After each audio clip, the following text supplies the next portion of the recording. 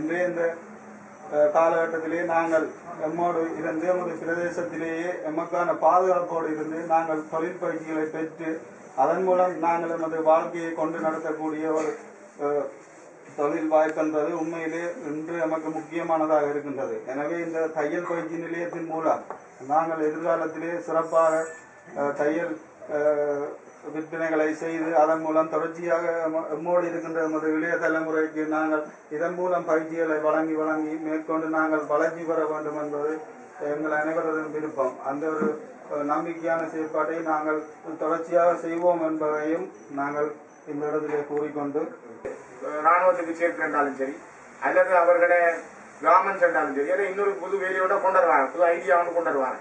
எங்களை பெண்களை கவரக்கூடிய மாதிரி அவர்கள் திட்டம் கொண்டு வருவாங்க.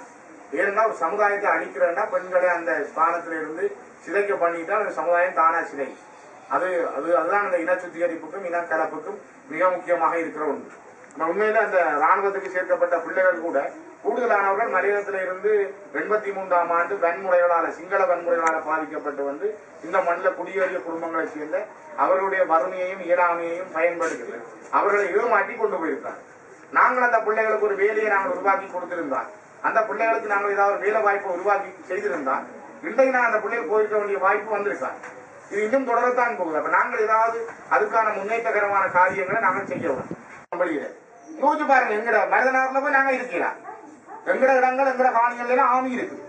எங்கட காணியை விடன்றுதான் நான் சொல்றேன். நீ போய் எத்தனை இடம் இருக்கு, காடு இருக்கு, போயிரு எங்கட காணிகளை விடு. அதுக்கு என்ன உடனே வீடுகளில் போட்டு இடவிடவா களவு எடுத்து விடுவோம். 4 வீட்டுல களவு எடுத்தா நாங்களே சொல்லுவோம் தானே வாய் வந்தா ஐயோ முந்தி ஆமின்ற கேம்ப் இருக்க களவு போயில்லை, இப்போ ஒரே களவு போகுதுன்னு சொல்லுவோம். நாங்க இதாரு ஆமி இவ்வளவு ஆமி இருக்க இவ்வளவு பொலிச்சு இருக்க இந்த இடத்துல களவு போகுதுன்னா ஆறு இந்த களவு எடுக்கலாம். எவ்வளவு தூரம் எங்கட வாழ்க்கையோட அவர்கள் சீரழிக்கிறதுல மிக கவனமாக இருக்கிறார்கள். ஆகவே நீங்கள் இதுல ஒவ்வொருத்தரும் விழிப்பாக இருக்கிற